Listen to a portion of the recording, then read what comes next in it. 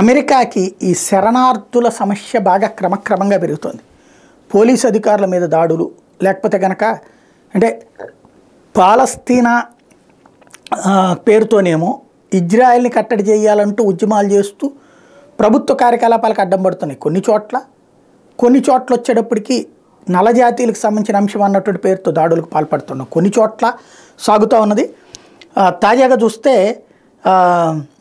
Just when you think it cannot get any crazier, the brother of the illegal immigrant who murdered Laken Riley Diego Ibarra also entered the country illegally. ఇప్పుడు అక్కడ ఉన్నటువంటి police అధికారిని చంపినటువంటి వాళ్ళు ఒక అక్రమ చొరబాటుదారుడి సోదరుడు.